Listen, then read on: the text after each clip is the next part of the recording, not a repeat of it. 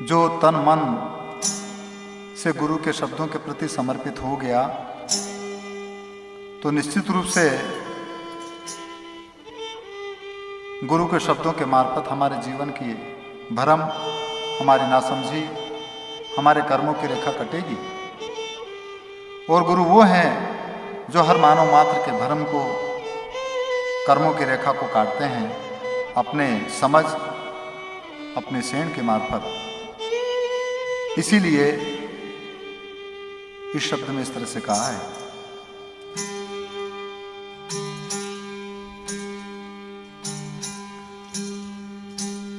Is गुरु बसे बनारसी रे, गुरु बसे बनारसी ने शीश समंदर तीर।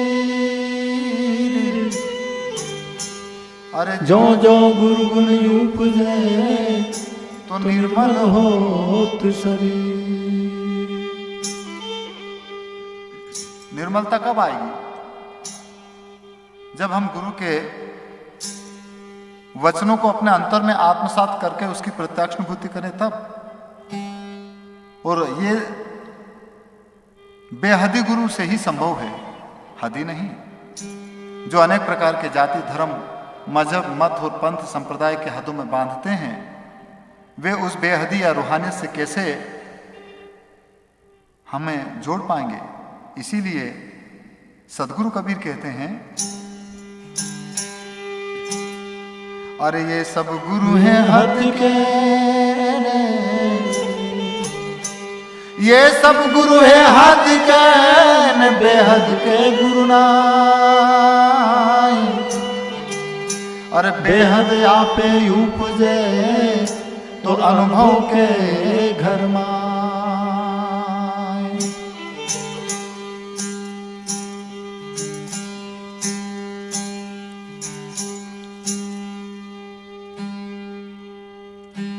इसीलिए इस पद में इस तरह से कहा है,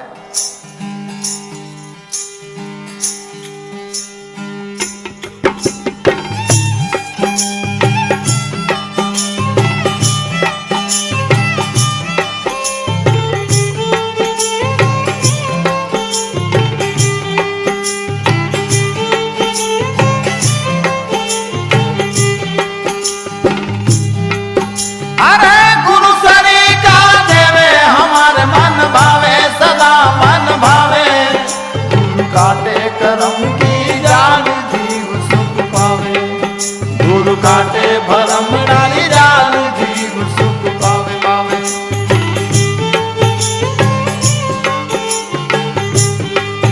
अरे गुरु सरी का देवे हमारे मन भावे, सदा मन भावे।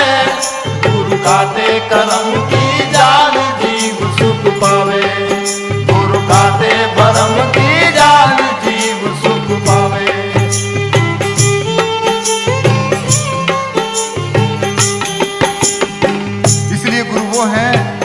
जो भ्रम को दूर करने वाले हैं, कर्मों की रेखा को काटने वाले हैं। पर यह तभी संभव होगा जब हम उनकी सेण को, उनके इशारों को अपने जीवन में आत्मसात करें और उसकी प्रत्यक्ष अनुभूति करें तब। इसीलिए कहा है, अरे बाबूराज की सेण समझ कर धावे, समझ कर धावे।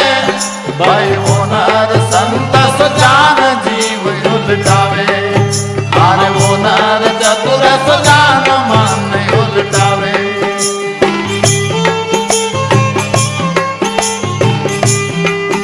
अरे बाबूराज की सेण समझ कर धावे, समझ कर लावे।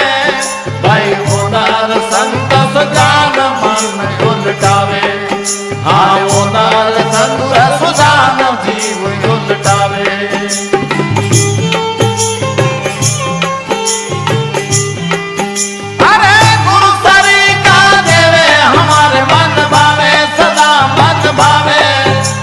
काटे करम की जाल जीव सुख पावे, गुरु काटे भरम डाल जाल जीव सुख पावे।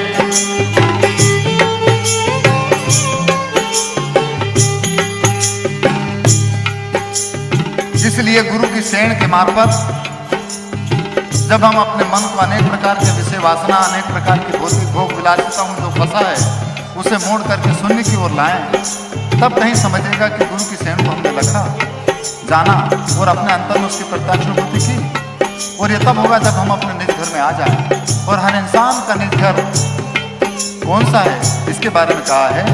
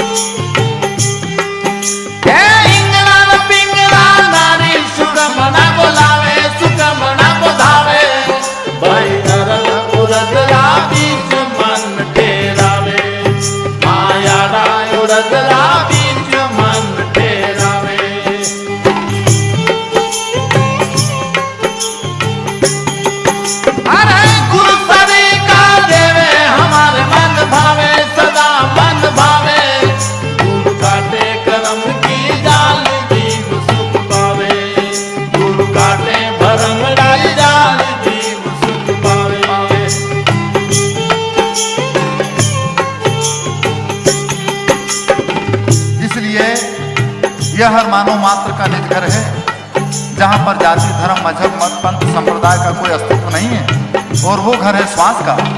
यहाँ पर जो इंगला पिंगला कहा है वो हर इंसान का बायां और दाहिना नाक का स्वर है, जो चांद और सूरज से भी जाना जाता है, या गंगा और यमुना के रूप में भी इसे निरूपित करते हैं। और इन दोनों के मध्य की जो स्थिति है वो सुषुम्ना है, वो सुख बना है, जो भजन करने का निज घर है। और जब इस घर में आ जाएंगे तो वहाँ पर किसी प्रकार की मजहब, किसी प्रकार का धर्म संप्रदाय नहीं होता। और इसीलिए तो कहा है आगे,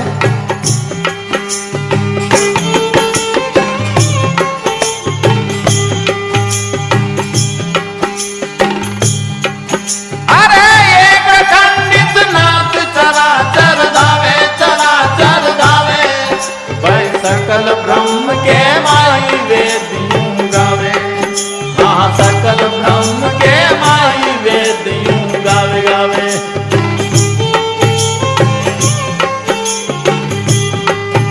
अरे एक खंडित नाथ चरा चर दावे, चरा चर दावे, भाई सकल ब्रह्म के माई वेदियों गावे, हाँ सकल ब्रह्म के माई वेदियों।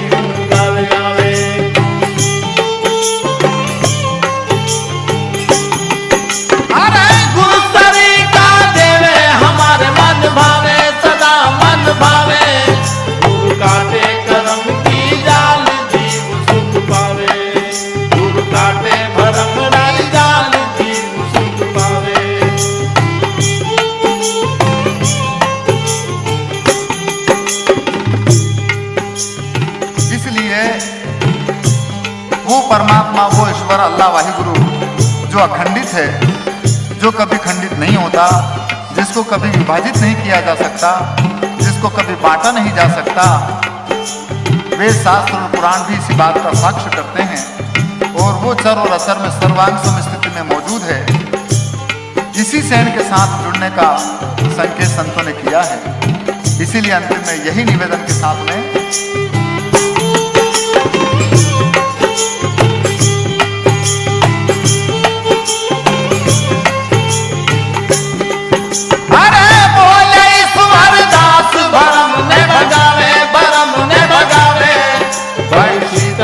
चरणों के माई सदा सुख पावे, हाँ शीतल चरणों के माई सदा सुख पावे।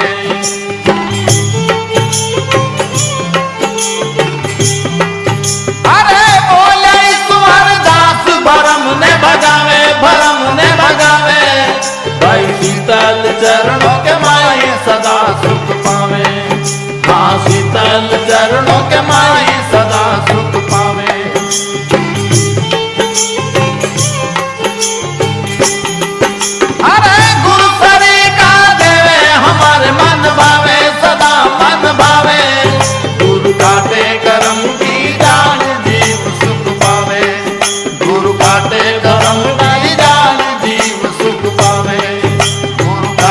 भरम